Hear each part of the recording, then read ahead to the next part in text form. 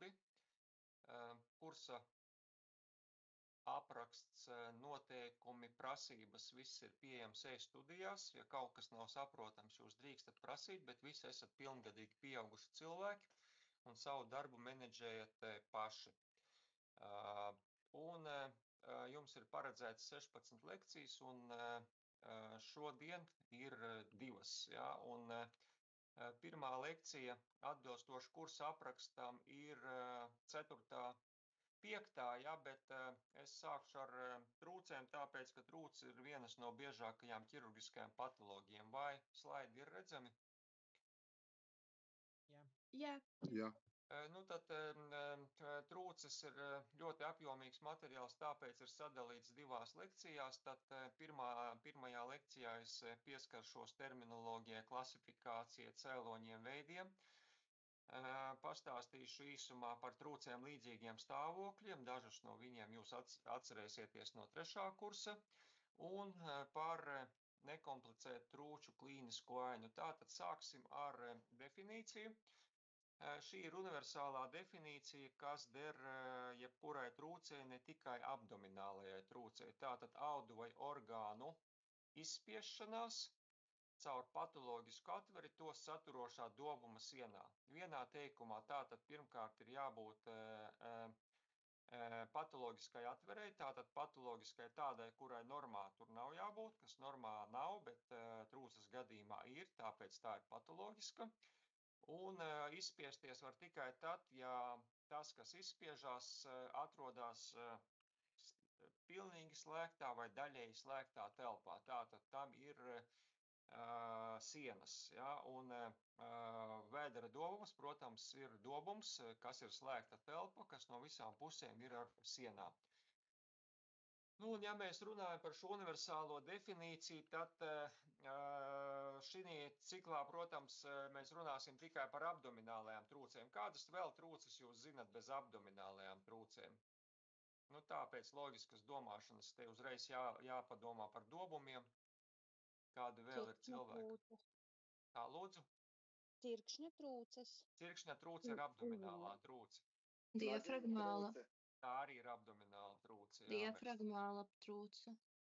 Nē, tās visas ir abdominālās. Smadzeņu trūce. Kāda, lūdzu? Smadzeņu. Jā, kraniālā trūce, smadzeņu trūce, iedzimta patoloģija. Jā, tas ir viens. Diska trūce esat dzirdējuši? Noteikti esat dzirdējuši. Vertebrologi, neiroķirurgi operēja diska trūces. Man vienreiz piezvanīja slimnieks un prasīja, dzirdēju, ka jūs operējat trūces, man ir ceļa trūce, vai jūs operējat ceļa trūces? Es teicu, nē, ceļa trūces gan es neoperēju. Kādu slimību viņš domāja ar ceļa trūci? Bekera cistu? Absolūti precīzi, jā. Ja tā padomā, kāpēc ne? Jā, faktiski Bekera cista arī atbilst trūces definīcijai. Muskuļu trūces, ja sportistiem pieņemsim fascijas plīsums, ja, muskulis, kas ir fasciju nodalījumā, tagad spīlējās uz āru, tā ir muskuļa trūce. Ja? Tātad šī ir universālā definīcija, kas der visām trūcēm. Nu, un šis viens teikums, kad vienam cilvēkam var būt vairākas trūces, tas ir saprotams, ja? Kad pieņemsim cilvēkam var būt apusējas cirkšņa trūces, cilvēkam var būt diafragmāla trūce un nabas trūce reizē, vai nabas trūce un cirkšņa trūce kopā, tas ir saprotams. Bet vienai trūcē var būt vairākas atveres, to es vēlāk mēģināšu, ja neaizmirsīšu, paskaidrot, ko tas nozīmē. Nu, tā kontekstā ar cirkšņa trūci, ja tā ir kombinēta cirkšņa trūce, tad tur arī ir 2 atveres. Tātad diagnoze ir skan viena, pieņemsim kreisā cirkšņa kombinēta trūce, bet trūcē ir 2 atveres. Tas ir tā domāts. Nu, un tad sākam ar klasifikāciju, jo šī te klasifikācija diezgan liels haoss, jo cilvēki, pieņemsim, īsti nesaprot, un nesaprot kāpēc, tāpēc, ka viņi šo klasifikāciju dzirdējuši no viena konkrēta kritērija. Pieņemsim, prasa, ir cirkšņa trūce un ir iedzimta trūce, ar ko viņas atšķirās. Atšķirās ar to, no kura skatu punkta, jeb klasifikācijas kritēriju jūs uz viņu skatāties. Nu, un tāpēc tagad fokusējamies uz abdominālajām trūcēm, un abdominālās trūces var klasificēt pēc 4 kritērijiem.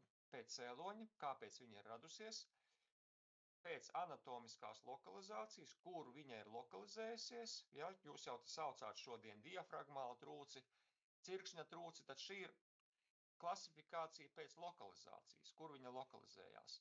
Pēc trūces stāvokļa, tātad nekomplicēta, komplicēta un lieluma.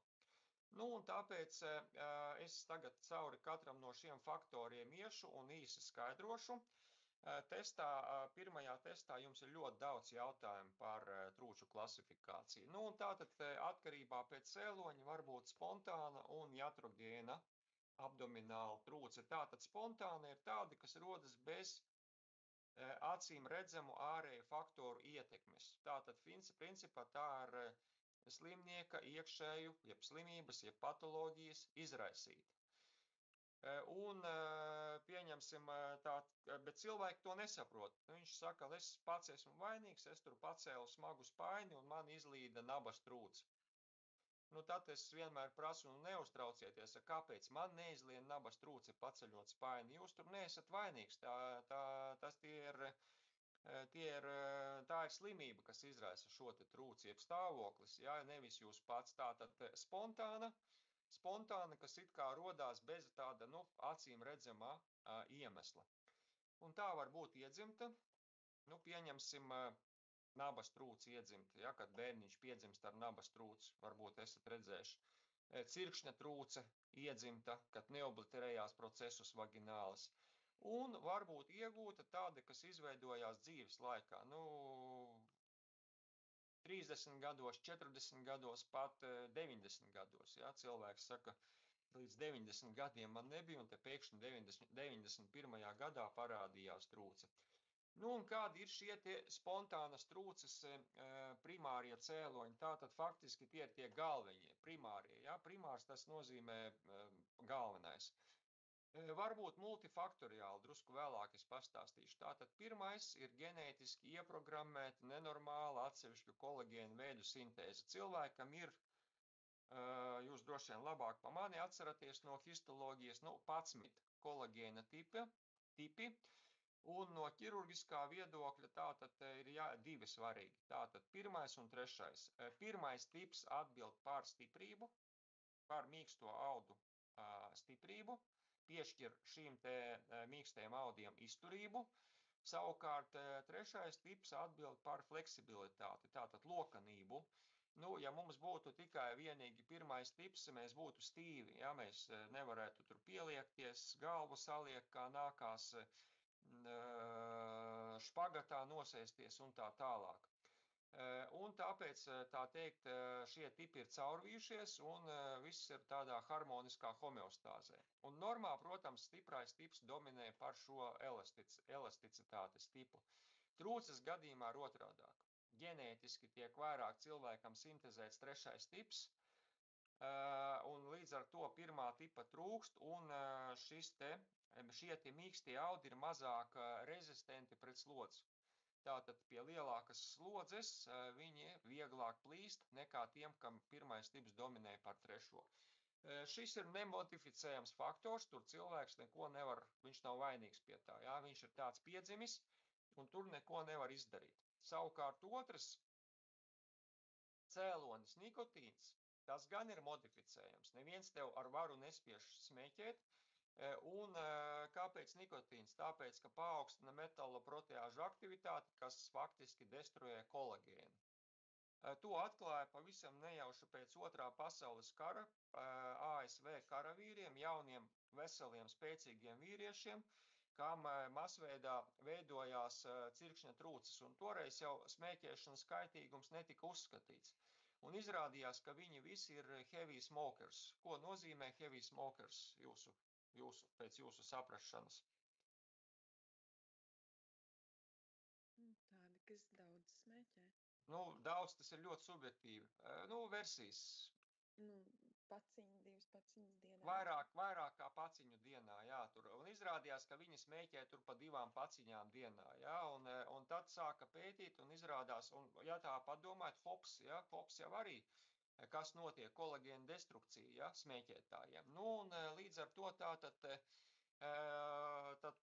ko nozīmē multifaktoriāli, pieņemsim cilvēkam jau ir šis te iedzimtais cēlonis, ja, kad 3. tips viņam dominē par 1. plus, viņš vēl pīpē, tad, protams, kad viņam šī te trūce parādīsies daudz ātrāk nekā ja būtu tikai 1 tips, ja. 3. anatomiskās attīstības traucējumi, neobliterējies procesus vaginālis vai nabas gredzens. Protams, tas arī ir nemodificējams faktors, bērniņš piedzimst, caur procesus vaginālis vēdera dobumā noslīd sēklinieks, un pēc sēklinieka noslīdēšanas skrotumā procesus vaginālis obliterējās. Bet ir bērni nezināmu iemeslu dēļ, kuriem neslēdzās, un kas tad paliek? Faktiski paliek caurums, ja, kas savieno vēdera dobumu ar skrotumu.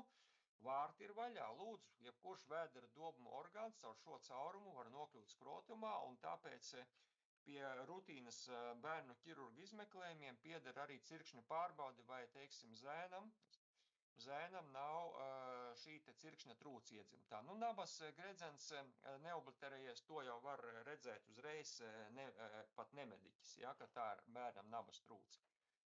Tātad šie te 3 ir neapšaubām biežākie, ja, tie pārējie ir retāki, un 5. distrofija, parasti vecuma izraisīta distrofija, ir galvenais cēlonis pie iegurņa trūcēm. Drusku vēlāk, ja pietiks laiks, es paskaidrošu, kāpēc. Ja jums ir kādi jautājumi, jūs droši pārtrauciet, jo paceltas rokas es neredzu, ja es neuzlieku šādi, ja, tad jūs drīkstat droši man prasīt uzreiz, ja jums ir kādi jautājumi. Nu, tad, bet bez primārajiem faktoriem vēl ir sekundārie faktori. Tātad tie faktori, kas palīdz ātrāk veidoties trūcē, bet uzreiz varu teikt, ka šie faktori nedarbojās, ja nav primārā trūces cēloņi. Tātad nemediķis nesaprot, ja, ka viņam ir, pieņemsim, šis vai abi kopā, un tad viņi visu noraksta uz šo te, es kaut ko nepareizi izdarīju, es tur pēkšņi pacēlu smagu maisu, pats esmu vainīgs, tāpēc man izveidojās trūce, un tad man vai es svaru zālē sāku cilāt svarus, man izlīda trūces, laikam pa smagu tos svarus cēlu. Nu, es vienmēr saku ar jautājumu, nu, kāpēc tad visiem, kas ceļ smagos svarus, neveidojās trūce? Tāpēc, ka visiem nav šie te primārie faktori, bet tiem, kuriem ir šie te primārie faktori, vai viņi ir vairāki, ja, pieņemsim, cilvēkam ir ģenētiska predispozīcija, plus vēl viņš pīpē, un plus vēl viņš ir smaga fiziska darba strādnieks, tad, protams, viņam tā trūce var veidoties ap 30 gadu vecumu, ja, ap 30 gadu vecumu. Vai var gadīties tā, ka cilvēkam ir šie te primārie cēloņi un trūce vispār neizveidojās mūža garumā? Jautājums auditorijai. Noteikti, ka var neizveidoties. Jā, kādā situācijā es pilnīgi piekrītu.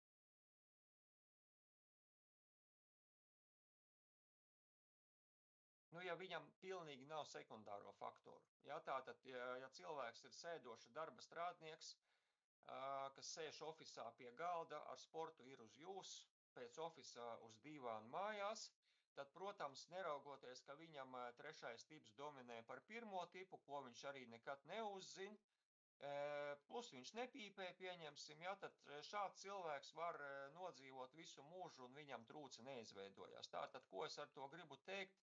Ka šie te esošie primārie cēloņi, nu, izņemot šo te, bet pirmie 2 noteikti, nu, nav tā, ka 100% tagad visiem, kas pīpē vairāk pa paciņu dienā, ka visiem noteikti būs trūce, bet tāpat laikā visiem, kuriem ir cirkšņa trūces, vienmēr prasu, vai viņi nav pīpētāji, ja? Un tā, kad tu viņiem pasaki, ka tā smēķēšana ir viens no tiem faktoriem, kāpēc viņiem tā trūce ir izveidojusies, tad, protams, bieži cilvēki smējās un domā, ka es jokoju. Nu, jā, tātad sekundārie faktori nedarbojas, ja nav primāro, bet ja ir primārie faktori 1 un 2, vai arī neobliterējies procesus vaginālis, tad, protams, šie sekmē, neapšaubāmi, ja, šie sekmē, lai trūce veidotos ātrāk. Nu, un kur veidojās spontāna trūce, tātad veidojās vietās, kas nav klātas ar muskuļiem. Spontāna trūce neveidojās tur, kur ir muskuļi, ja, jo, nu, un šādas vietas ir tās, kas sastāv tikai no saistaudiem un taukaudiem. No anatomijas, ja jūs atceraties, tie ir loci minoris rezistencija.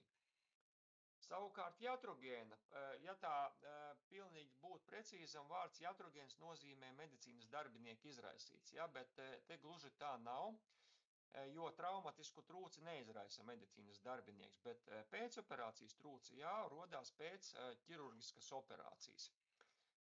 Nu, un kādi ir pēcoperācijas trūces cēloņi? Es tomēr nebūšu populārais ķirurgs, kas visu noveļ tikai uz slimnieku, ja? Ka slimnieks ir vainīgs. Tomēr pēc manā uzskata pēcoperācijas trūces galvenie cēloņi ir ķirurģiskais faktors, cilvēka faktors, nepareiza vēdera slēgšanas tehnika. Tas ir pierādīts, ka pēc jauno nepieredzējušo ķirurgu operācijām pēcoperācijas trūces veidojās biežāk nekā pēc pieredzējušu ķirurgu operācijām. Ja, tas ir pierādīts. Ja, tās kļūdas te ir uzskaitītas. Ja jūs nesaprotiet, prasiet. Un pasaules statistika rāda, ka pēcoperācijas trūce veidojās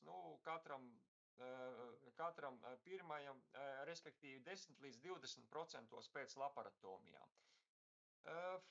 Defektīvs materiāls diegi ļoti reti.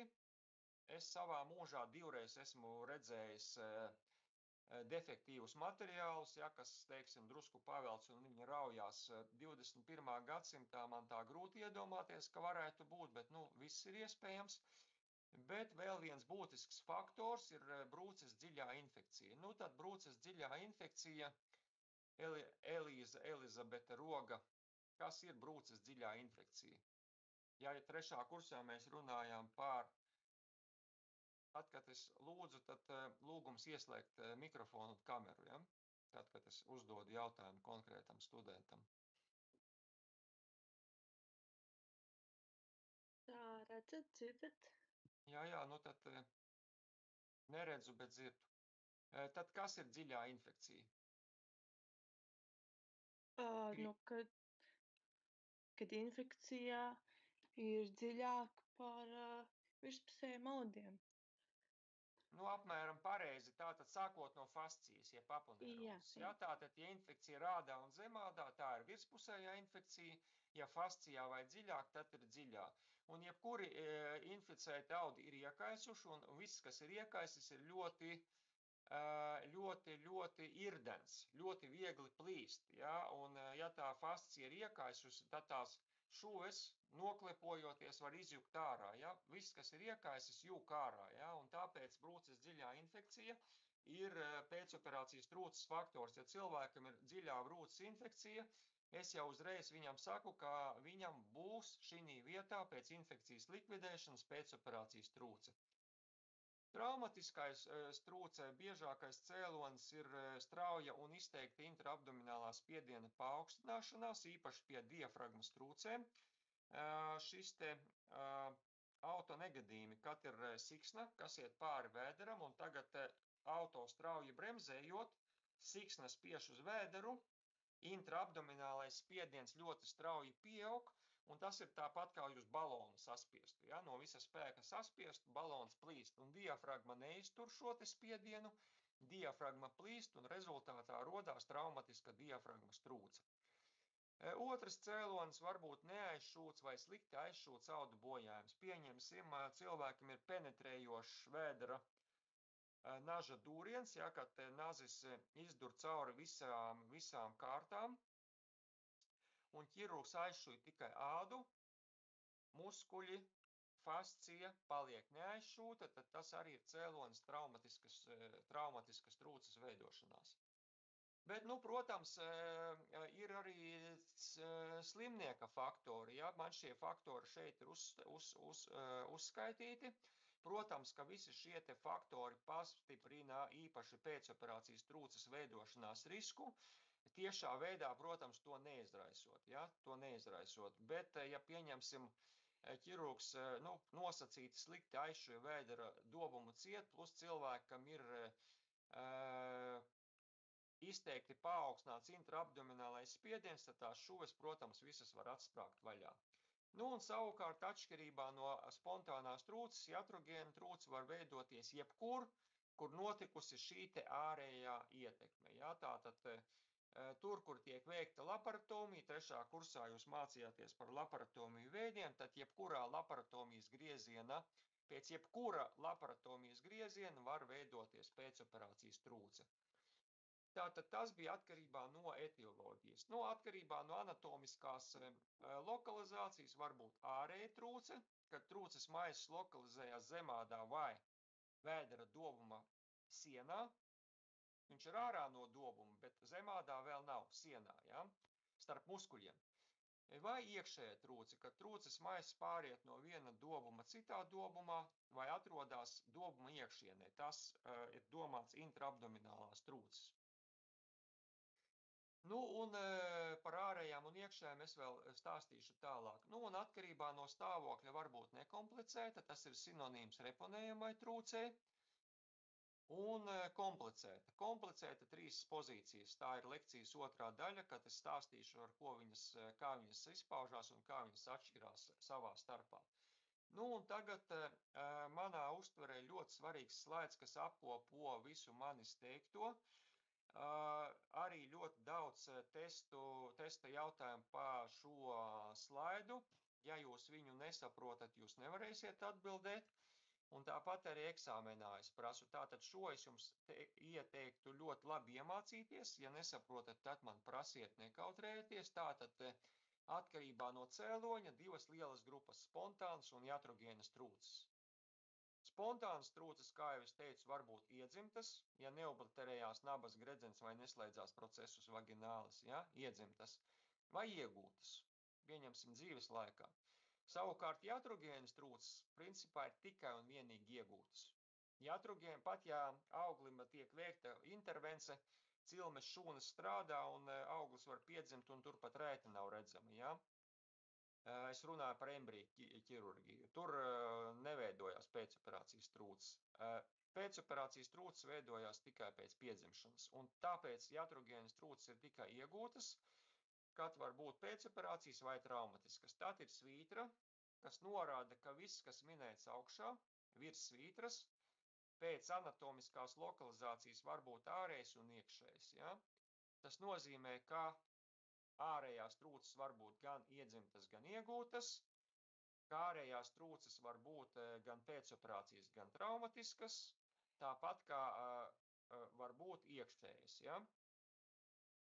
Kādas viņas ir? Mēs runāsim tālāk, gan ārējās, gan iekšējās. Atkal svītra, tas nozīmē, ka gan ārējā, gan iekšējā trūce pēc sava stāvokļa var būt vai nu nekomplicēta vai komplicēta. Atkal svītra, tas nozīmē, ka viss, kas ir minēts augšā, sākot no pirmā, pēc lieluma var būt neliels, liels vai gigantisks. Vai ir kādi jautājumi par šo slaidu? Tagad neliela atslodze, tāds faktiski basic līmenis, ko daļa no jums jau zina. Tātad sāksim izskatīt šīs te anatomiskās lokalizācijas. Ja? Un tātad vēdera dobuma siena, spontāna, redziet. Grieķu numur 1, kas norāda uz ārējām trūcēm. Šos ciparus lūdzu atceraties, jo tad tur ir vēl viena schēma, kur ir tikai cipari.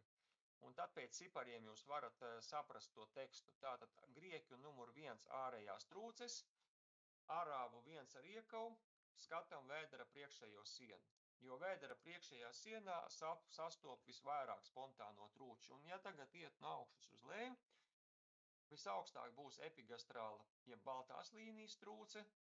Tad vienā līmenī faktiski ir paraumbilikāla un umbilikāla.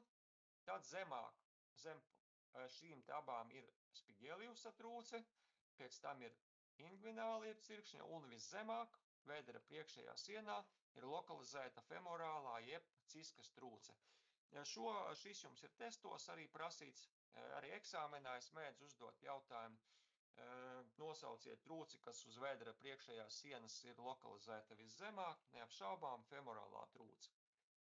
Schēmiņa aptuveni parāda, kur kas atrodas, tātad arī tās ir tās vietas, kur nav klāti muskuļi, ja tie ir tikai daži.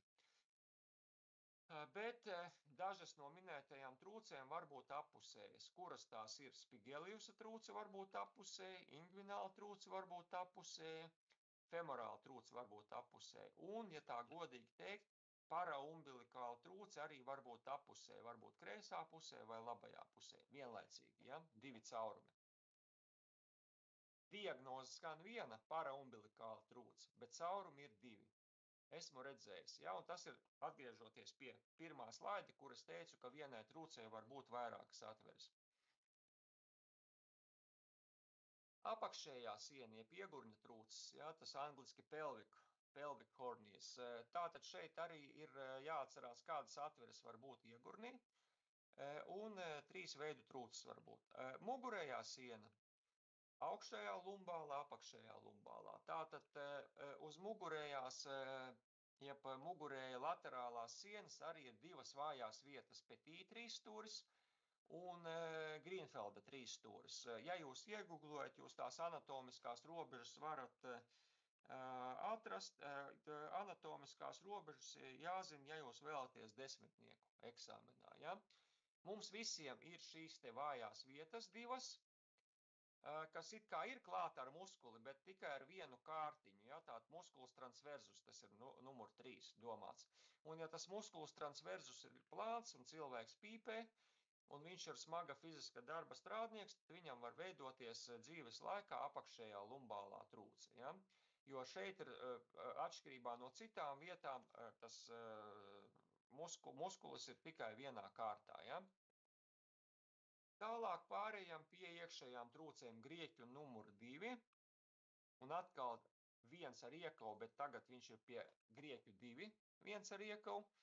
Tā ir vēdera dobuma augšējā siena. Diafragmāla trūce. Diafragmāla trūce neapšaubām būs iekšējā trūce, jo vēdera dobuma orgāni no vēdera dobuma pāries krūšu kurvī, ja? Nevis zemādā. Nu, un šeit var būt 4 veidi. 4 veidi, 2 no viņiem ir eponīmi. Eponīms nozīmē, ka kaut kas tiek nosaukts kaut kā vārdā. Bet no šīm te 4 veidiem 98% ir 3. barības vada atveres trūce. Tātad bilde ir no Sineļņikova Atlanta, anatomijas Atlanta. Diafragmas barības vada atveres trūce ir te, kur barības vads. Ja? Bet šis slaids es vienkārši gribu parādīt, kas ir sternokostāla, jeb Morganjie Larrē trūce. Tātad mums visiem cilvēkiem, kas piedzimst, diafragmā ir 4 spraugas, ja? Sternokostāls, tur, kur sternum pievienojās, kur ribas pievienojās pie sternuma, ja? 3 stūrveida formā, un lumbokostāla.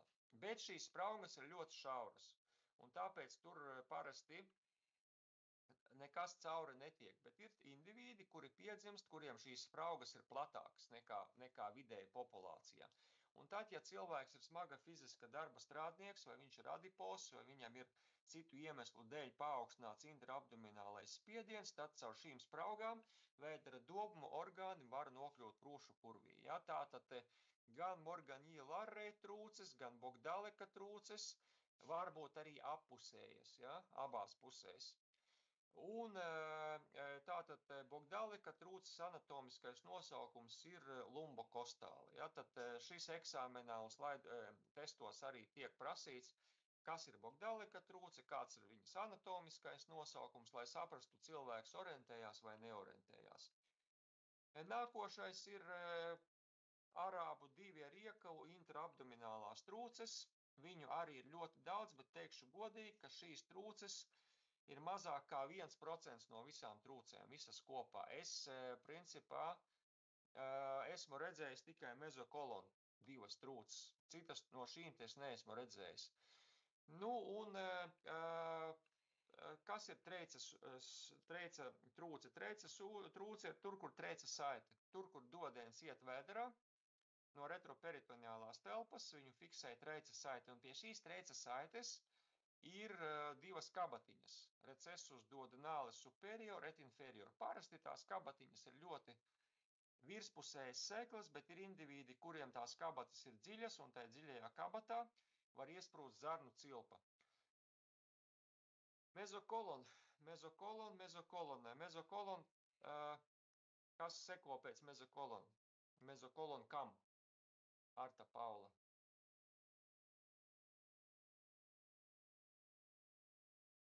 Kādai resnās zarnas daļai pieskaita mezokolonu? Principā, ja jūs nereaģējat, tad es uzskatu, ka jums ir tikai ieslēgts dators un jūs nepiedalāties klātienē. Nē, es esmu. Tad sanāk, ka mezokolon tā ir rastā Mezokolon, mezokolon tas ir apzarnis, bet mezokolon kam? Tālāk nosaukums zarnē. Nu, lūdzu, kurš pacēla? Aleksandrs Šurs, lūdzu. Transversa? Pilnīgi precīzi, jā, mezokolon transverzum, un mezokolon transverzum sadala vēdera dobumu divos stāvos. Viss, kas ir virs mezokolon transverzum, ir augšstāvs, un viss, kas ir zem mezokolon transverzum, ir apakšstāvs. Un šeit atkal pie tās definīcijas, tātad, ja ir caurums mezokolonā, tad faktiski divi nodalījumi savā starpā savienojās. Jā, tātad orgāni no viena nodalījuma tiek iespiesti citā nodalījumā. Ja? Nu, un tad, Arta, kā jums liekas, apzarņa trūces biežāk ir iedzimtas vai iegūtas?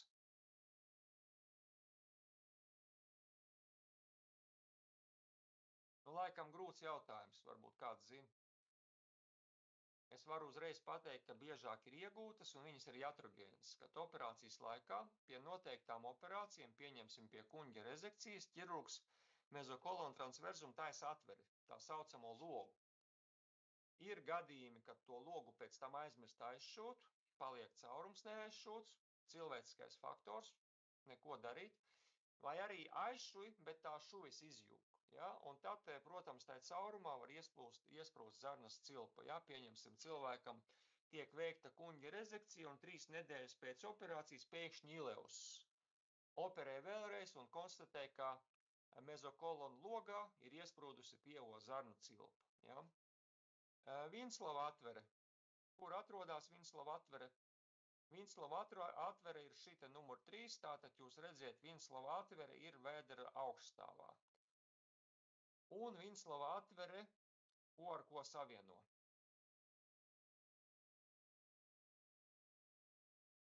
Ričards Rasums, man liekas, jums anatomija ir mīļākā. Mīļākā nē, bet tagad jāpadomā. Varbūt jums nemācīja šos eponīmus, es nezinu. Varbūt mēs viņam pieskārāmies kaut kādā otrajā kursā. Varbūt. Foramen Vinslavi savieno bursa omentālas ar vēdera brīvo dobumu. Nu, redziet, tas ir, kāpēc tā anatomija ir vajadzīga. Ja, jo tad, kad pirmā kursā mācās, liekas, ka tas ir kaut kas abstrakts un tā tālāk, bet, ķirurģija ir tas priekšmets, tāpat kā traumatoloģija, tāpat kā ginekoloģija, tāpat kā uroloģija, kā neiroķirurģija, kur šī anatomija ir vajadzīga ķirurgam, ja. Un foramen Vinslavi tātad parasti ir tā, ka pirksta mazais gals tur neiet iekšā. Ja? Un tas ir tas stāsts, kāpēc, ja tagad ir pankreatīts un bursa omentāls krājās šķidrums, tad šķidrums pa šo foramen Vinslavi var tecēt vēdera dobumā. Ja? Un ir šķidrums vēdera dobumā. Bet ir indivīdi, kam šis te foramen Vinslavi ir daudz platāks, kur īšķi var iebāzt iekšā, tad, protams, ka šādā caurumā var iesprūst arī zarnas cilpa. Ja?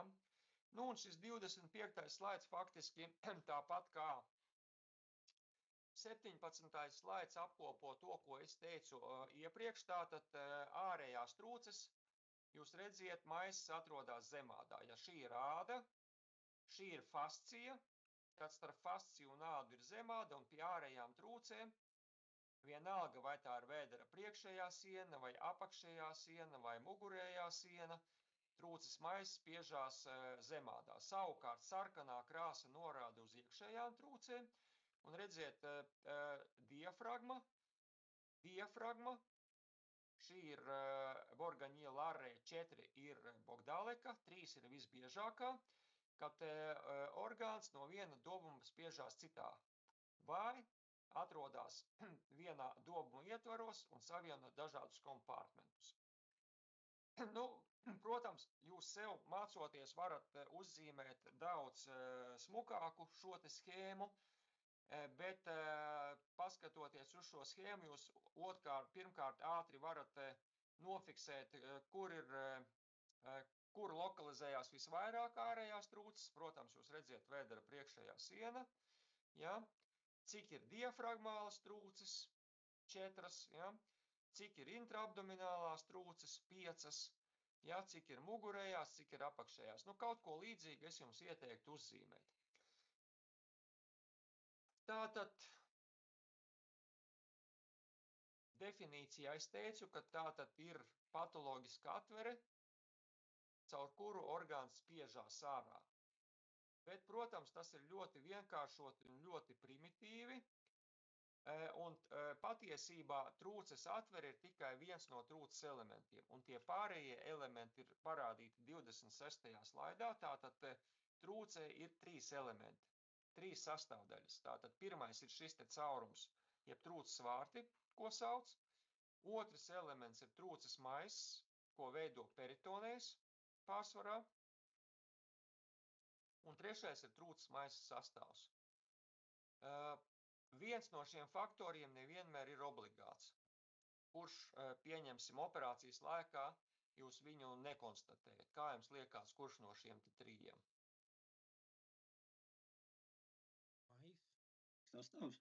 Sastāvs, pilnīgi precīzi, jā. Caurums ir, viņš nekur nepazūd.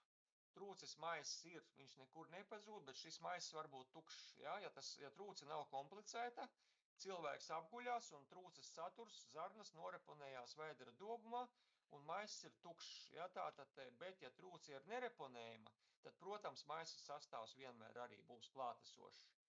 Nu, un šis te slaids faktiski parāda tos 3 elementus. Ja? Pirmais tie ir trūces vārti, otrs ir peritonējs, kas vienmēr spiežās ātrāk nekā trūces maisa sastāvs, un trešais ir trūces maisa sastāvs, šī gadījumā tā ir tievās zarnas cilpa trūces maisā. Nu, un tad par trūcēm līdzīgiem stāvokļiem, kad izskatās kā trūce, bet nav trūce, un arī prognoze ir pavisam cita. Pirmais ir eventarācija.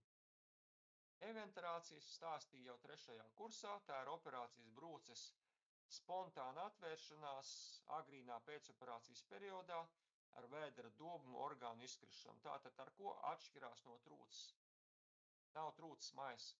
Kāpēc? Tāpēc, ka peritonējs arī ir vaļā. Ja? Peritonējs ir vaļā, un tā zarna uzreiz izkrīt vai nu zemādā vai vispār ārā. Ja? Ja nav ādas pārklājuma, tad jūs redzat vēderā brūcē zarnas, un tā nav trūce, tā ir eventarācija. Ar šo ir skaidrs. Jums galvenais jāzina, ar ko atšķirās no trūces. Ja? Ja jūs īsti nesaprotat, tad jūs man prasiet. Bet tā galvenā principiālākā atšķirība, kad nav trūces maisa, ja? Jo peritonējs ir vaļā, nav maisa, viss ir ārā.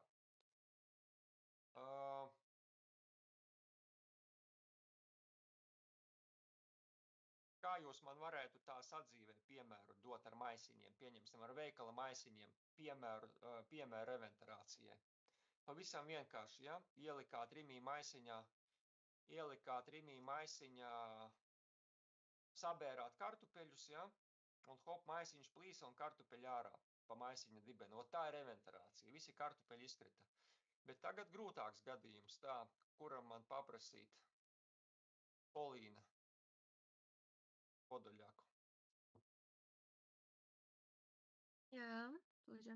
Ar šo pašu veikala rimiju un kartupeļu tēmu trūci paskaidrot, kad būtu trūce nevis eventarācija. Kad maisiņš būtu, nu, tā kā nebūtu, tur nebūtu caurumu. Nu, Tikai tad tā nav vienkārši. trūce. Nu, Tas Ričard, nebūtu lūdzu. tā, ka Nē, es tik tā iedomājos kreatīvi. Piemēram, mums izlīst piena pakā, maisiņš stāv uz krēsla, izlīst piena paka un starp krēslas spraugām iekrīt iekšā šis šķidrums, piemēram. Apmēram uz to pusi ir, bet ja mēs runājam par kartupeļiem, tad, teiksim, trūce būtu tad, ja jūs kartupeļus nevis uzreiz liekat rimī maisiņā, bet liekat baltajā celefāna maisiņā, ja? Ielikāt rimī maisiņu un rimī maisiņu ielikāt somā. Un atnākot mājās, jūs redzat, ka rimī maisiņš ir plīsis un tas baltais maisiņš ir ārā, somā iekšā, ja? Ot tā ir trūce, tad šī gadījumā soma būtu āda, ja? Rimī maisiņš būtu vēdera priekšējā siena un baltais maisiņš celefāna ar kartupeļiem būtu trūces maiss, kas kopā ar saturu, ar kartupeļiem ir izspiedies ārā no vēdera dobuma. Ja? Tātad atrodās zemādā starp somu un rimī sarkano maisiņu. Nu, apmēram tā, bet jūs varat fantāzijām ļaut brīvu vaļu un 10 piemērus līdzīgus izdomāt. Ja? Un savukārt, ja jūs būtu ielikuši rimī maisiņā plikus kartupeļus un ielikuši somā un konstatējuši, ka rimī maisiņš ir plīsis un kartupeļi ir sabiruši somā, tad jums būtu zemādas eventarācija. Ja? Zemādas eventarācija, kad nevis uz grīdas sabirst, bet somā sabirst. Labi, diastāze. Diastāze nākošais ļoti biežais līdzīgais stāvoklis. Divu savstarpēji savienotu daļu atvirzīšanās, līnija alba, klasiskais piemērs, baltās līnijas diastāze, muskuļi ir savienoti ar aponeirozi. Nu, cik parasti ir normāli, nu, kaut kur puscentimetru diastāze, ja, baltā līnija, ja, bet ir indivīdi, kuriem tā baltā līnija ir 2 centimetri, pieņemsim, ja, muskuļi atbīdās. Un kas tagad notiek? Tagad notiek tas, ka cilvēks sasprindzinot vēdera dobumu, tātad šī ir tā diastāze, baltā, ja, un manas rokas ir muskuļi, velvējās uz āru. Un, protams, liekas, ka ir veidojums, un ļoti bieži arī ģimenes daktari pie ķirurga sūta ar diagnozi trūce. Bet mēs cilvēkam paskaidrojam, jums nav trūce, jums ir diastāze. Un kāda ir principiālākā atšķirība? Nav caurumu, nav trūces vārtu. Un līdz ar to cilvēkiem tiek paskaidrots, ka jūsu dzīvībai nekas nedraud, jo tur nekas nevar iesprūst. Vienkārši diastāze velvējās un nav cauruma. Atšķirībā no trūces baltās līnijas, kur ir caurums, ja, un caurumā gan var iesprūst kaut kas. Un diastāze rada tikai un vienīgi kosmētiska rakstura problēmas, medicīniskas problēmas diastāze nerada, ja, pēc būtības. Nu labi, mēs varbūt varam filozofēt, ja diastāze ir visā garumā no procesu sifoideus līdz simfīzē, ka varbūt risks grūtāk iztukšot vēderu, aizcietējumi, nu jā, tā vairāk ir teorizēšana, bet principā galvenais, kas ir jāpasaka cilvēkiem, ka no diastāzes nomirt nevar, bet no trūces var nomirt, ja viņa inkarcerējās. Relaksācija atslābs. Jā, lūdzu. Jautājumu. Teorētiski jau no šīs diastāzes. Ja jūs esiet laipni ieslēgti kameru arī, ja uzdot jautājumu. Jā, ir. Sveiki. Teorētiski no diastāzes var veidoties arī trūce. Nu, teorētiski viss, kas var būt tāpat kā trūce var veidot, epigastrāla trūce var veidoties bez diastāzes, nu, tikpat labi viņa var veidoties arī ar diastāzi. Protams, es nevaru teikt, ka tur nevar veidoties kaut kad epigastrāla trūce, bet ja šobrīd ir diastāze, trūces nav. Un, protams, kādas ir šīs te grupas? Grupas ir vīrieši pusmūžā, ja, kas tagad sporta zālē ierauga. Un otra liela grupa ir jaunas sievietes pēc dzemdībām, ja, kas arī diezgan bieži sastop šo diastāzi. Un, protams, ja tā ir kosmētiska problēma, tad to var operēt, bet, nu, tur atkal ir 0 ar 2 galiem, nu, ko tu gribi, lai tev velvējās, vai tev ir rēta, ja. Jo, nu, var jau laparoskopiski arī mēģināt no iekšas šūt. Esmu mēģinājis, man tie rezultāti neapmierināja, jo tā diastāze, jo no priekšas var sašūt daudz labāk nekā no mugurpuses un ar tīkliņu nostiprināt daudz labāk. Bet tas ir diskutabls jautājums. Tad relaksācija, vēdera dobuma sienas velvējums traucēt inervācijas dēļ. Tas pats, ja, kad muskuļi kļūst paralītiski un tas ir tātad kā vējš burā. Iepūš burā, bura velvējās. Ja, tāpat pieaug, ka cilvēks ceļās, intraabdominālais spiediens pieaug, sāns velvējās. Un parasti šīs diastāzes ir pēc herpes zoster relaksācijas, pēc herpes zoster, ja, kas var simulēt trūci. Un šīs te relaksācijas bieži ir tranzitoras, pārējošas, kad vairāku mēnešu laikā inervācija atjaunojās un relaksācija izzūd. Ja? Un es esmu kādus 4 redzējis, kurus sūta ar diagnozi trūce, bet es redzu, ka tā ir relaksācija, bet to herpes zoster nevienmēr izdodas pierādīt, vai cilvēks neatcerās vai kā. Varbūt arī parastais herpes simplex, ja? Jo tad cilvēks zina, ka viņam metās bieži uz lūpām, bet viņš jau var būt jebkur pie nomāktas imunitātes. Ja? Un tad tā, ka cilvēks to herpes zoster noliedz, bet relaksācija ir. Un tad es saku, lai neuztraucās, ka tas pusgada laikā izzudīs. Prolaps ir iekšēji orgānu vai tās daļas noslīdējums vai izkrišana cauri dabiskai atverei. Klasisks piemērs ir dzemdes prolaps, izkrīt cauri maksti. Varbūt arī cauri mākslīgai atverei. Varat minēt kādu piemēru, kad ķirurgs ir uztaisījis atveri, kaut ko tur nostiprinājis, un tad tur veidojās tā orgāna prolaps. Aleksandrs, lūdzu. Gastrostoma. Gastrostoma teorētiski jā, bet neesmu redzējis, bet tuvu sigmostomas pieņemsim. Kolostoma, jā.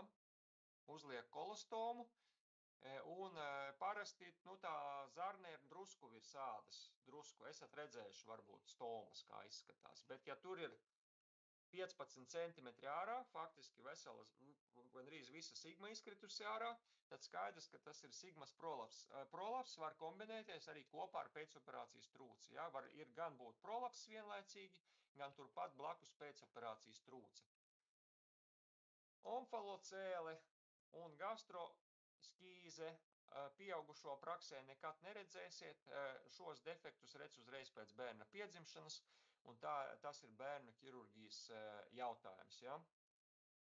Tad abdominālās trūces stadijas tālāk. Tātad, pēc manas saprašanas 3 stadijas. Tālāk es varbūt uz bildēm pie šī atgriezīšos. Un klīnika, protams, ir atkarīga no stadijas. Ja?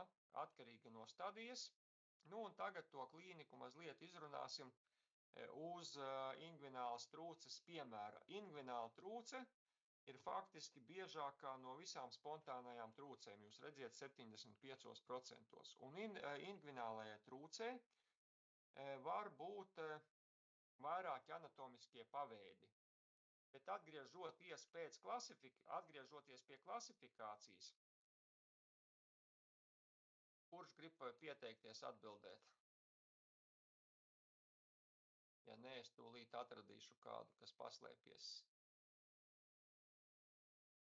Par šo nav jākautrējās, ja, jo tie jautājumi nav viegli, tie ir uz domāšanu, un par to nekādas atzīmes netiek liktas. Ja.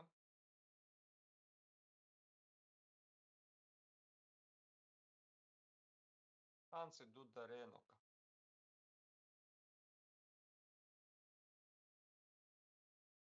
Diagnoze skan krēsā cirkšņa. Es atvainojos, kāds bija jautājums vēlreiz? Tātad jautājums būs, pēc kādiem parametriem ir formulēta diagnoze. Tātad mēs runājam, ka trūci var klasificēt pēc 4 parametriem, un tagad ķirurgs ir uzrakstījis diagnozi. Krēsā cirkšņa, skrotāla trūce. Krēsā cirkšņa, skrotāla trūce. Pēc kādi parametri ir izmantoti šai diagnozē? Tātad Lokalizācija. Tātad pēc lokalizācijas neapšaubāmi, jā, tātad ir norādīta lokalizācija, un mēs saprotam, ka tā ir ārēja trūce, un mēs saprotam, ka tā ir cirkšņa trūce no ārējām trūcēm. Precīzi? Jā. Vai ir vēl kādi faktori minēti? Nu, tā kā, ka viņa... Varat nosaukt vēlreiz to diagnozi? Kreisā cirkšņa skrotāla trūce. Nu, ka viņa ir skrotāla. Ok, uz ko tas norāda, uz kuru no 4 parametriem?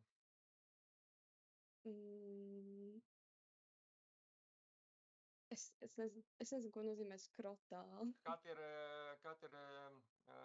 nu, skrotums, kā Ričard latviski skrotums tulkojās? Sēklinieka maisiņš, kad trūces saturs atrodās sēklinieka maisiņā. Trūce līdz ceļiem, pieņemsim, ja? Skrotāla trūce. Ka tas ir cēlonis, ka viņš ir kā izslīdē? Nē, lielums. Ja jūs redzat skrotāla trūce, jūs saprotat, ka tā ir liela cirkšņa trūce. Tas ir sinonīms lielai cirkšņa trūcei, ja? Tātad vēl ir lielums minēts. Nu, jūs jau minējāt arī cēlonis ir. Tad cēlonis šeit ir kāds? Spontāna vai atrogēna? Spontāna. Protams, cirkšņa trūce ir spontāna trūce. Ja, tātad šeit diagnozē faktiski klasifikācija ir trīs faktori. Cēlonis minēts, jūs saprotat, ka tā ir spontāna trūce.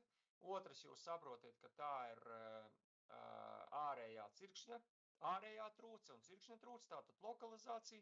Un trešais faktors ir lielums, ja, skrotāli. Ot līdzīgi jautājumi jums būs testos, ja, kad jums būs nosaukums un jums būs jāapvelk pareizais, kas tur ir no šīs te klasifikācijas. Nu, un tagad atgriežoties pie ingvinālām trūcēm, tātad anatomiskie veidi, tas ir vēl sīkāk, vēl dziļāk. Maska tā ir ārēja trūce, maska tas ir cirksnis. Vēl ejam dziļāk, un tātad šeit tā var būt slīpā cirkšņa trūce, kas ir 60% gadījumos, kas skan hernia inguinalis obliqua, kurai ir 2 paveidi.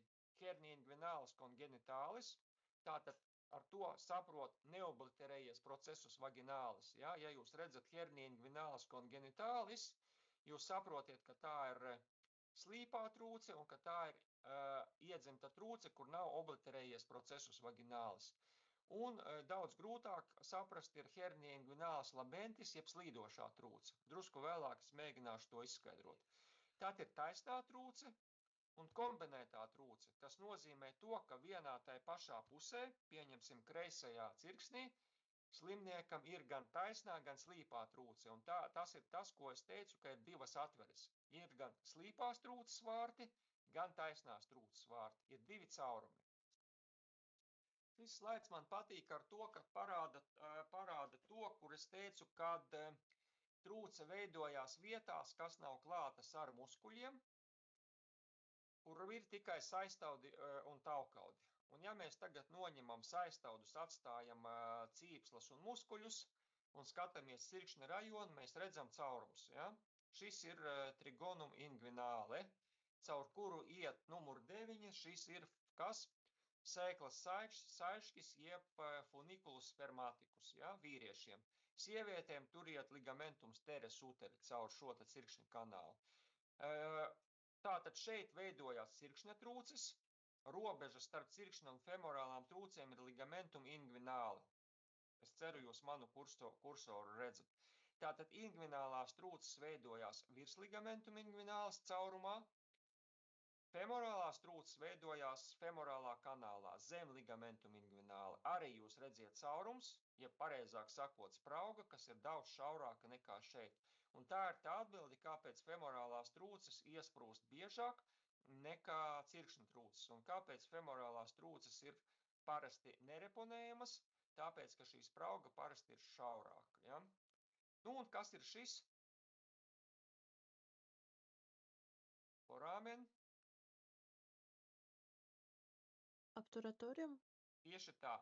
Un šeit veidojās obturatorās atveres trūces, un obturatoru atveru trūce biežākais cēlonis ir nevis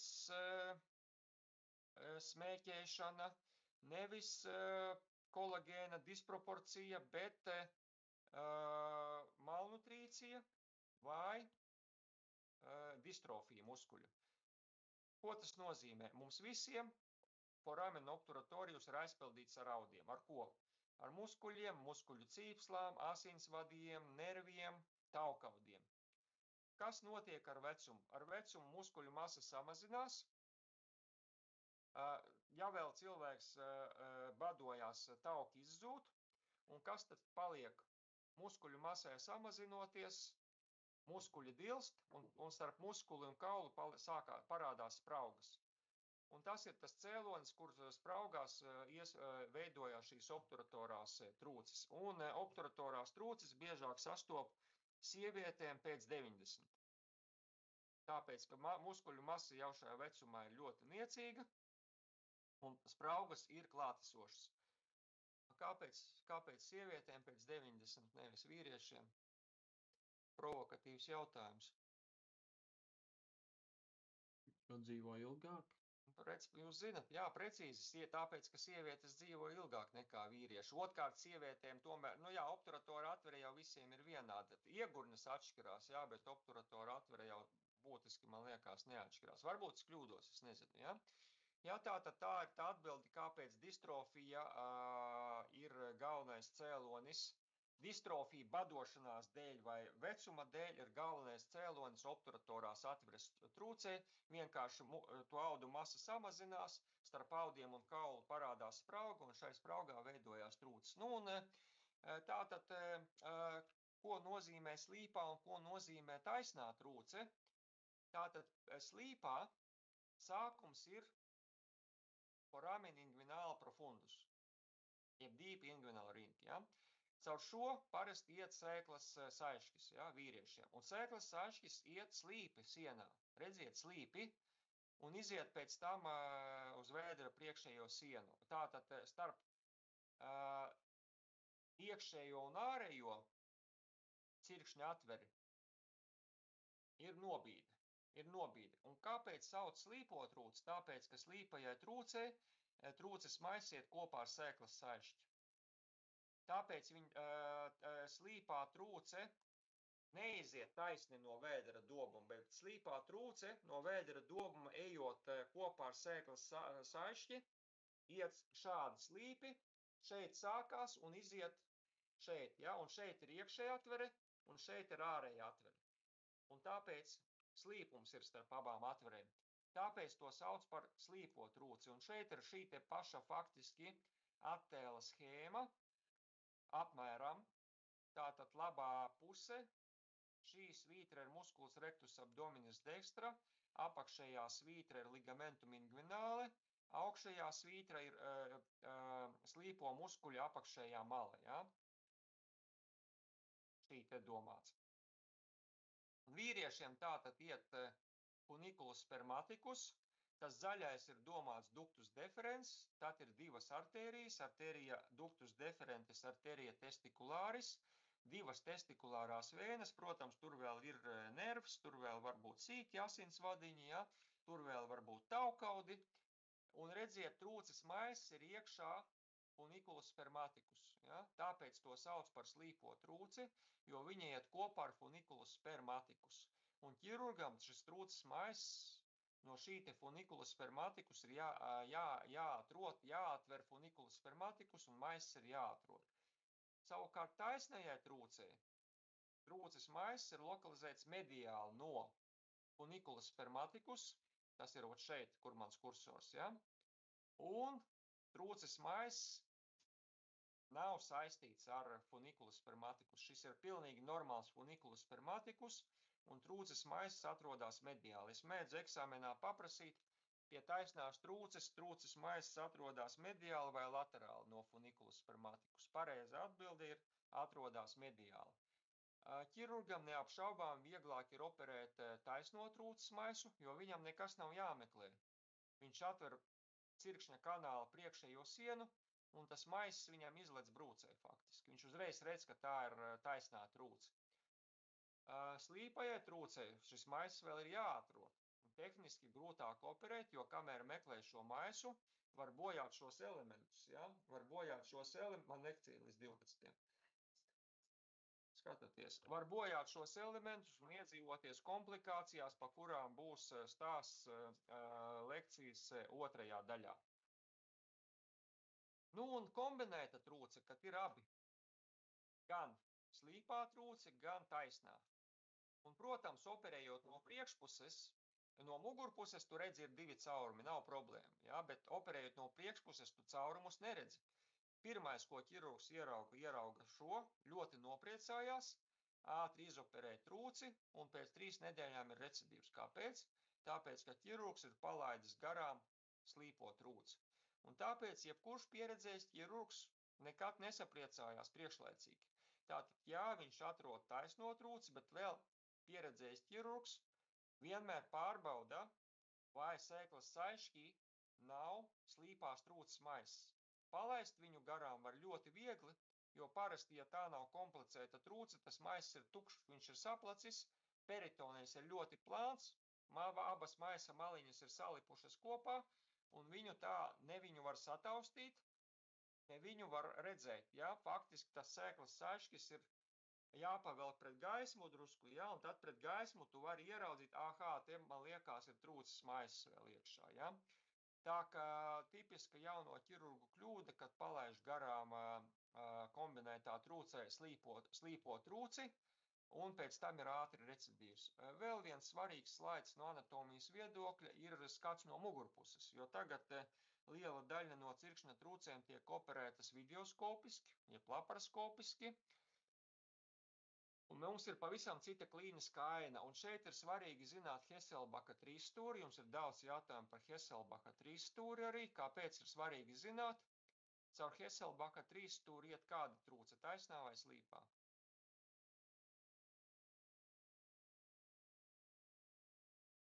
Taisnā?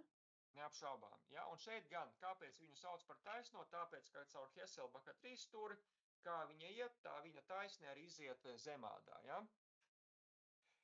Hesselbaka trīsstūra anatomija jums testos arī ir, tātad šeit ir anatomiski apakšā ligamentum inguinale, musculus rectus laterālā mala, un šeit ir epigastriāla asinsvadi, un tātad šī trīsstūrī, kura galotne ir vērsta uz augšu, atrodas Hesselbaka trīsstūris.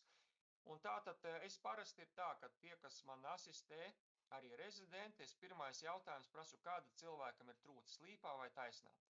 Nu, ja redz divus caurumus, caurums šeit un caurums šeit, skaidrs, ka tā ir kombinēta. Bet ja redz tikai vienu caurumu, tad ļoti bieži cilvēki samulst, ja? Un nepareizi atbild. Es nezinu, it kā ir divas iespējas tikai kļūdīties. It kā vajadzētu 50% pareizi atbildēt, bet es nezinu, šis fenomens 100% nepareizi atbild. Ja? Tātad skatāmies, kur ir epigastriāla asinsvadi. Pirmais meklējam epigastrālos asinsvadus, vairāk vai mazāk, viņus var redzēt, īpaši epigastrālās vēnas, kā tādu zilu stīgu. Ja caurums ir mediāli no epigastrāliem asinsvadiem, tā ir taisnā trūce, savukārt, ja caurums ir laterāli no epigastrāliem asinsvadiem, tā ir slīpā trūce. Šeit var redzēt iegurņa artēriju vēnu un ductus deferens. Operācijā reizēm ductus deferens var redzēt, bet parasti viņu neredz. Kāpēc? Kāpēc šos elementus neredz operācijas laikā uzreiz ar aci? Vismaz testikulāros asinsvadus noteikti neredz. Redz tikai caurumu. Tāpēc, ka viņi ir klāti ar peritoniju. Un ja vēl cilvēks ir adipos, starp peritoniju un šiem orgāniem vēl ir tauki, un tur cauri nekas nespīd. Tu zini, ka viņi tur ir, ja, bet tu viņus neredz. Un tāpēc tas marķieris, kā ķirurgs saprot, kas ir slīpā, kas ir taisnā trūce, skatās, kur ir epigastrāli asinsvadi un kurā pusē ir caurums attiecībā pret epigastrāliem asinsvadiem. Ir saprotams? Jā. Es jau jums stāstu advanced level, ja, šito jūs grāmatās neizlasīsiet. Nākošais par slīdošo trūci, tātad pie parastas trūces, tātad trūces maisa saturs nav fiksēts pie peritonija un brīvi pārvietojas turpu šurpu, ja, turpu šurpu, teiksim, cilvēks pieceļās kājās, zarna izspiežas, apguļās, maiss paliek savā vietā, zarna ieslīd atpakaļ. Ja? Slīdoša, tas nozīmē, ka kaut kas slīd, kaut kas ir fiksēts. Slīdoša ir tad, kad pie trūces maisa sienas ir piefiksējies daļēji retroperitoneāls orgāns. Tātad klasiskais piemērs urīnpūslis. Ja jūs redzat urīnpūsli, peritonijas klāj tikai no vienas puses, un urīnpūslis ir fiksēts pie peritonija. Un kas var notikt? Tā, kad tas trūces maiss sāk veidoties, peritonijas spiežās uz āru, un viņš reizē velk arī šo te urīnpūsli, velk uz āru. Otrā pusē aklo zarnu var vilkt ārā, jo aklā zarna arī ir daļēji retroperitoneāls orgāns, kur peritonijas klāja tikai no 3 pusēm, un tagad peritonijas stiepjoties ārā, velk līdzi arī šo te zarnu. Faktiski šie te orgāni, labajā pusē aklā zarna, urīnpūslis abās pusēs, var būt trūces maisa sienā. Ja? Tas ir tāpat kā vilkt, ja tagad piedurkni, teiksim, klasiskais piemērs, kā nogriež rokas, ja? Kad piedurkni ievelk kaut kādā kuļmašīnā, ja? Piedurkni, un tā piedurkni ievelk visu roku. Ja? Šeit notiek tas pats. Peritonijas ir tā piedurkne, kas spiežās uz āru, un ja tas orgāns ir piefiksējies, viņš viņu velk arī reizē to orgānu. Klīniski jūs to nevarat pateikt, ir slīdoša trūce vai nav, to var pateikt tikai un vienīgi operācijas laikā. Kāpēc ķirurgam ir svarīgi zināt par slīdošas trūces esamību, un ķirurgam viņa ir bīstama? Kāpēc?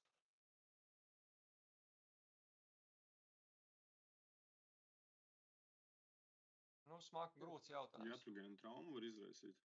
Pilnīgi precīzi, jo viens no operācijas elementiem ir trūces maisa atvēršana. Ja? Trūces maisa atvēršana, ķirurgs pārliecināts, ka viņš ver vaļā peritoniju tikai. Ja?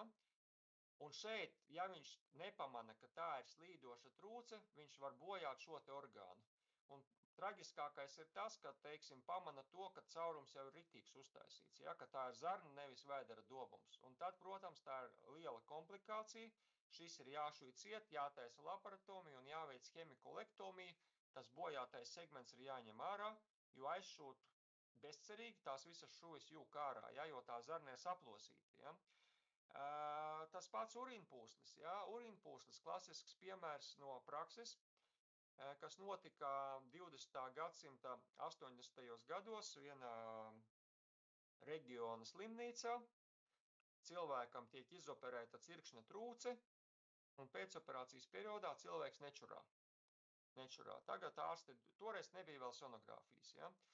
Ārsti domā, ka kaut kas ar nierēm, sāk dot urīndzenošos, joprojām nečurā, kļūst lielāks vēders, cilvēkam jau sākās apziņas traucējumi, izsauc konsultantus no Rīgas, tiek veikta laparotomija, kuras laikā konstatēja, ka cirkšņa trūces operācijas laikā ir bojāts urīnpūslis, jo ir bijusi slīdoša trūce, ko ķirurgs nav pamanījis. Ja?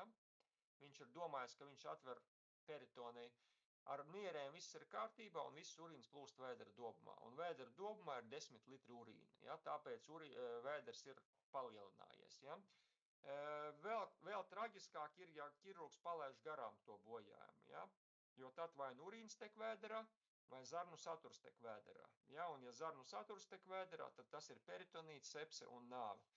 Ja to pamana operācijas laikā, tad tā ir komplikācija, kur operācija uzreiz pagarinās pa 2-3 stundām un pavisam cits grieziens. Tāpēc ķirurgam ir svarīgi zināt par ķirurgam, nevis ģimenes dakterim vai citam ārstam, ka var būt tāda slīdoša trūce, un ja man operācijas laikā ir kaut vai mazākās aizdomas, ka tur var būt slīdoša trūce, es trūces maisu nekad vaļā neveru. Ja, es viņu izdalu un reponēju atpakaļ vēdera dobumā neatvērtu.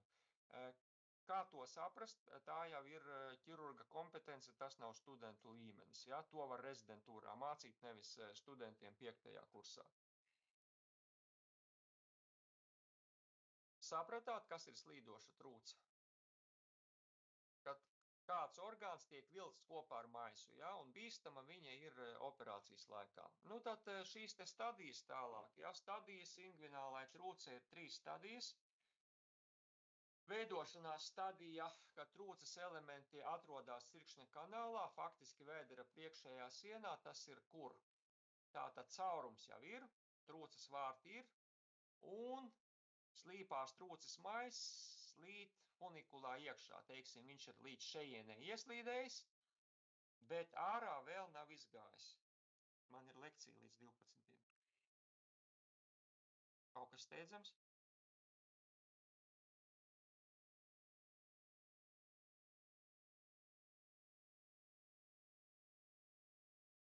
Labi.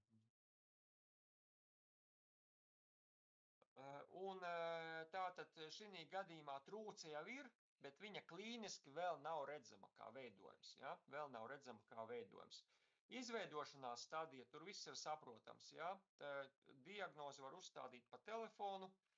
Klasiskais stāsts, cilvēks zvana un saka, kāpēc cilvēki zvana? Jebkuru veidojumu viņi uztver kā iespējamu audzēju. Ja? Un cilvēks uztraukt zvana un saka, kaut kādas nesaprotamas lietas ar mani notiek. No rīta pieceļos, man viss ir kārtībā. Tad dienas laikā man cirksnī parādās kaut kāds bumbulis. Ja? Parādās kaut kāds bumbulis, aizēju gulēt, bumbulis ir, no rīta pieceļos, bumbuļa nav. Klasisks stāsts. Ja? Vai man parādās bumbulis, es uz viņa uzspiežu, tur kaut kas noburkš, burbuļbuļ, un bumbulis izzūd. Un šī ir klasiska cirkšņa trūces klīnika. Ja? Faktiski, ja cilvēkam uzreiz sakam, neuztraucieties, jums nav nekāds audzējs, jums ir cirkšņa trūce. Nu, un trešā ir komplikācija stadija. Nu, un, protams, visgrūtāk ir diagnozi uzstādīt šai pirmajā stadijā, kad veidojums nav neredzams, ne palpējams. Sūdzību nav vispār. Cilvēks īsti arī nezina, to var tikai medicīnas komisijā konstatēt, teiksim, ka cilvēks stājās karavīros vai policistos. Ja? Vai tās sūdzības ir nespecifiskas, ja? Kad pieņemsim, cirksnī ir kaut kādas sāpes, fiziskas piepūles laikā, diskomforts, durkā radatiņām, ja? Tad šos te cilvēkus sūta pie ķirurga, un diferenciāla diagnoze ir diezgan plaša. Un trūci var konstatēt tikai cirkšņa kanālu izmeklējot digitāli. Ja? Tātad, ko mēs darām? Mēs atrodam, kur ir cirkšņa kanāla ārēja atvere, foramen inguinale superficialis, liekam priekšā viņai pirkstu un cilvēkam lūdzam paklepot. Un klepošanas laikā, ja tagad trūces maiss jau atrodas ļoti tuvu pie šīs atveres, tu jūti, ka tas trūces maiss sitās pret pirkstu, klepojot. Ja? Un mēs cilvēkam sakam, jā, jums ir cirkšņa trūce. Jums ir cirkšņa trūce, kas būtu vēlams operēt. Ja es nejūtu, ka tur kaut kas sistos, es saku, es nezinu, kas jums tur sāp, bet cirkšņa trūce jums noteikti nav. Operācija nav nepieciešama. Ja? Un tātad ķirurga pirksts ir tas, kurš pateiks, ir trūce vai nav. Nevajag sūtīt uz dārgiem, veselībai kaitīgiem izmeklējumiem, kā kompjūtera tomogrāfija. Vislabāk var pateikt ķirurgs izmeklējot ar pirkstu. Ja? Ātri un efektīvi. Nevis pusgadu gaidīt kompjūtera tomogrāfiju, saņemt apstarojumu un tad ar bildi nāk pie ķirurga. Anekdotisks gadījums no pieredzes.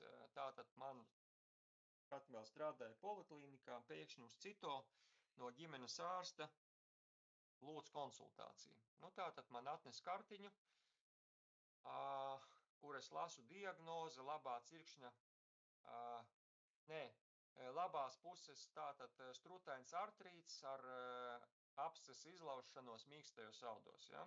Tātad labās puses strutains artrīts, gūžas locītavas ar strutu izlaušanos mīkstajos. Un tagad man nāk cilvēks pats uz savām kājām, jau pirmais es saprotu, pagāru strutainu artrītu nevar iet kājām. Ja? Es viņam prasu sāp, viņš saka, nē, nekas nesāp. Temperatūra ir? Nē. Kādas jums vispār sūdzības? Kā, man cirksnī kaut kāds bumbulis liels. Un tad es sāku garšīgi smieties. Ja? Tātad viņš atnāca ar bumbuli pie ģimenes daktara. Ģimenes daktars uzreiz sūta uz kompjūtera tomogrāfiju. Kompjūtera tomogrāfiju poliklinika skatās 1. gada rezidents pastāvīgi, kurš ir savā laikā slikti mācījies, bet tagad pa maksu ir radioloģijas rezidentūrā, ja, un piestrādā poliklinikā.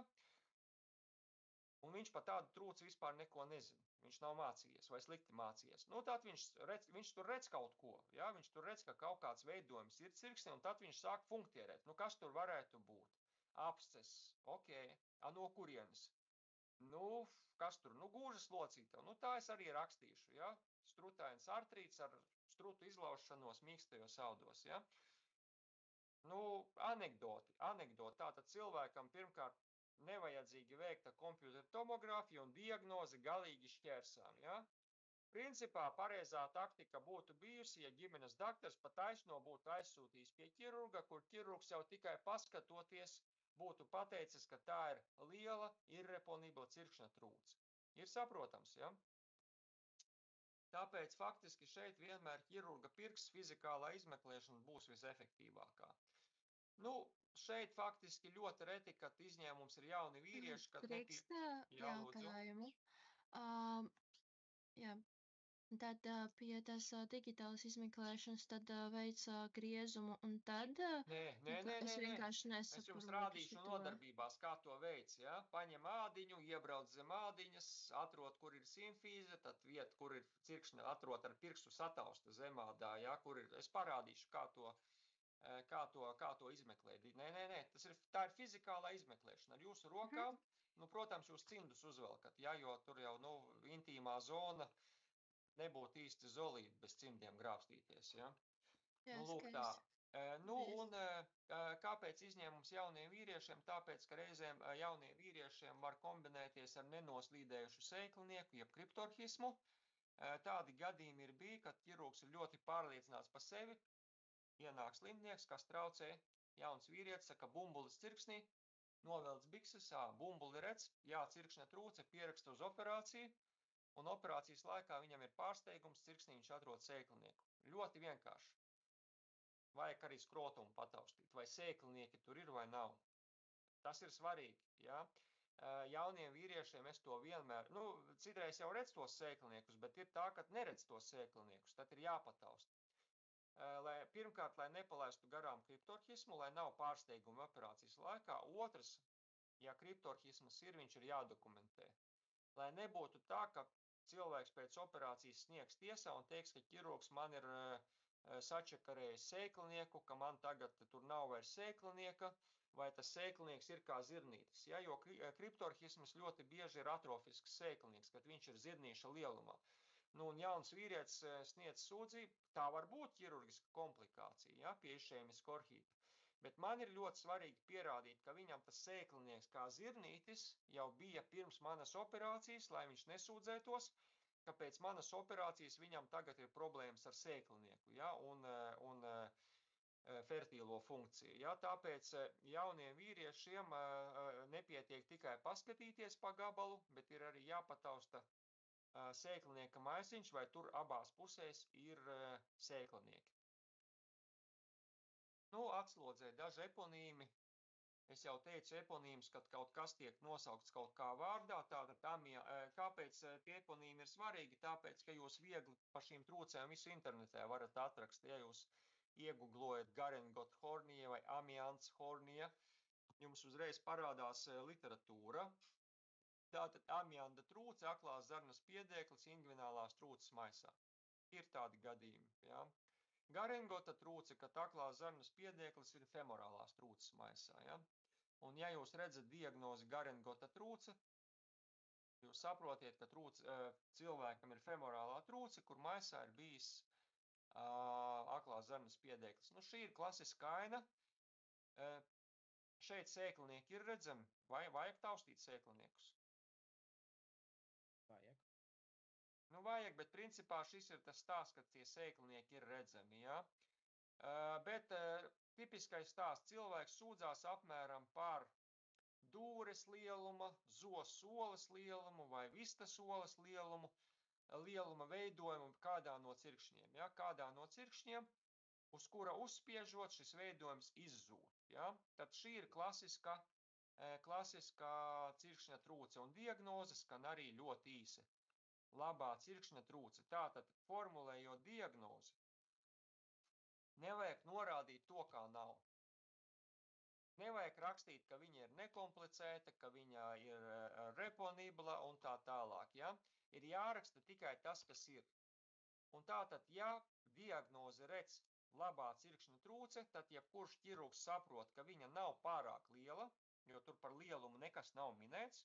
Tātad tā ir ierasts lielums, kā es saku, līdz dūres lielumam, un ķirurgs saprot, ka viņa nav komplicēta, ja, ka viņa brīvi pārvietojās. Ja. Savukārt, ja ir komplikācijas, tā būs otrā lekcija, tas noteikti ir jāatspoguļo diagnozē, jo tā ir pavisam jau no diagnozes ķirurgs var saprast, kā tur izskatās. Ja. Bet visbiežāk diagnozes skan šādi, 3 vārdi – kreisā cirkšņa trūce vai labā cirkšņa trūce. Nabas trūces neko daudz nestāstīšu, tas ir saprotams. Paraumbilikālas trūces kritēriji ir kādi, kad nabas gredzens ir normāls, viņš ir obliterējies, bet trūces vārti jeb caurums atrodas 3 cm rādijusā no nabas gredzena, izņemot viduslīniju. Tātad paraumbilikāla trūce nevar būt ne augšā nabai, ne lejā nabai, bet tikai sānos. Kāpēc?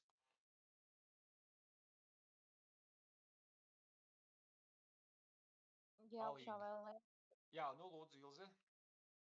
Ja augšā vai lejā, tas būs baltās līnijas Tieši tā, trūce. pilnīgi precīzi, jā, tā būs nevis paraumbilikāla, bet tā būs epigastrāla trūce, ja, ja ir uz augšu, ja. Uz leju es neesmu redzējis nevienu baltās līnijas trūci. Visas baltās līnijas trūces, ko es esmu savā mūžā redzējis, vienmēr ir virs nabas, ja, jo tur tā baltā līnija ir tomēr platāka nekā zem nabas. Pilnīgi precīzi, ja. Tāpat arī klasiskā kļūda, kad es redzu, ir bijusi operācija, augšējā vidējā laparotomija, un cilvēks saka baltās līnijas trūce. Kur ir kļūda? Ir operācijas rēta no procesu sifoideus līdz nabai, un diagnozē cilvēks saka baltās līnijas trūce. Tā ir pēcoperācijas trūce, nevis baltās līnijas. Baltās līnija nekādu rētu nav. Ja, ja jūs redzat veidojums rētas rajonā, tā ir pēcoperācijas trūce. Ja. Tātad neraugoties pat, ka viņa atrodas epigastrijā, vienkārši operācija ir bijusi epigastrijā. Ja. Tātad, lai rakstītu baltās līnijas trūce, rētē tur nav jābūt. Ja. To jūs ņemiet vērā. Nu, un tātad epigastrāla, femorālā kanāls sievietēm ir platāks, un femorālā, protams, ir retāk nekā ingvinālā. Ingvinālā ir 75%, šeit ir 2, pēc citiem avotiem līdz 8%. Nu, un šādi schematiski ļoti klasisks zīmējums, ja, ka tas maisis ir lielāks nekā tas caurums, un šito maisu, kur iekšā ir orgāns, kā jums liekas, kāds biežāk orgāns tur ir, ka cilvēks ar šādu bumbuli var staigāt riņķī, ka viņam nav neatliekama situācija?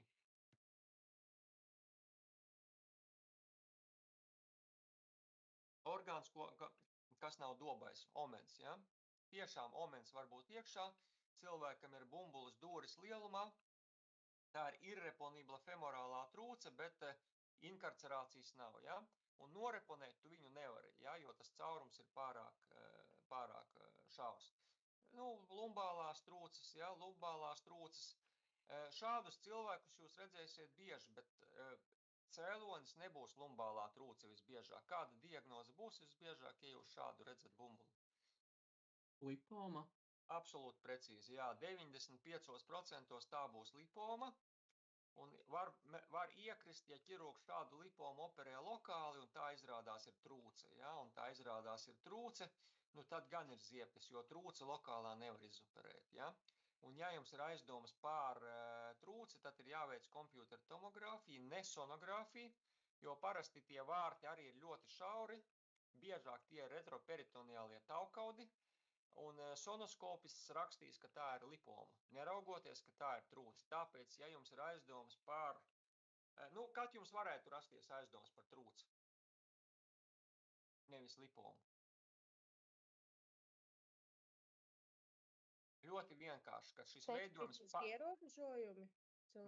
Nē, kad veidojums parādās ļoti ātri. Lipoma aug pakāpeniski. Ja? Cilvēks saka, es jau jūtu viņu kādus gadus 5, viņš pakāpeniski kļūst lielāks, bet ja cilvēks teiks, es tur kaut ko smagi cilāju, un man sāka sāpēt, un tad es pa nakti grozījos no sāpēm un no rīta ieraudzīju sev te bumbuli, skaidrs, ka tā nav lipoma, ja? Tad tās ir trūces. Man tā bija ar obturatorās atveres trūci, ja, kad man atsūta augšstilba lipoma.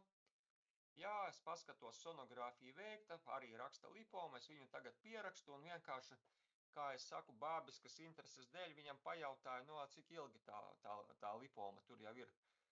Viņš saka, 7 dienas. Es saku, paga. 7 dienas nevar būt. Kā te viņa radās? Nu, es saku, es baseinā peldēju, griezos riņķī, kaut kas baigi iesāpējās cirksnī, ka es biju spiests izlīst no baseina, peldēt es vairs nevarēju.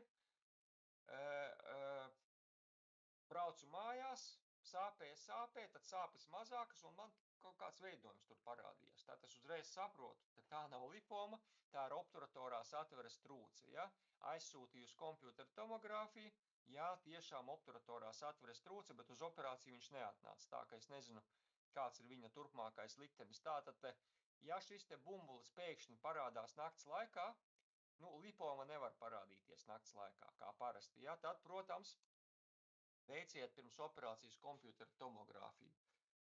Spigeliusa trūce, tātad vēlreiz tas stāsts, ka spigeliusa trūce ir spontānās trūces paveids, un, kā jau es teicu, spontānās trūces veidojās vietās, kas nav klātas ar muskuļiem.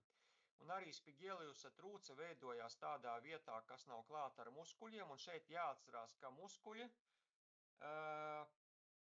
pāriet kādā daļā, vai nu cīpslā, vai fascijā, vai aponeirozē, ja, kad ar šiem elementiem muskuļi piestiprinās vai nu pie kaula, vai pie citiem muskuļiem. Nu, un arī šeit tātad ir musculus rectus mala, un ir slīpie muskuļi. Un slīpie muskuļi arī pāriet aponeirozē, ja, agri vai vēl pāriet. Un lūk, šī te pāreja ir tā saucamā lineja, kā viņa saucās? Semilunāris, ja? Lineja semilunāris. Tātad tā ir tā vieta, kur muskuļi pāriet aponeirozē. Nu, un lūk, no nabas 6 cm uz leju šī pāreja sākās pirms taisnajiem muskuļiem. Un šeit ir sprauga. Parasti viņa ir kādu puscentimetru plata, parasti individiem, kur ir tikai aponeiroze, kur nav muskuļu. Ja? Un ja tā aponeiroze ir vāja, ja ir šie iedzimtie faktori, kolagēna disbalans un smēķēšana, tad šeit var veidoties spigeliusa trūce, caurums.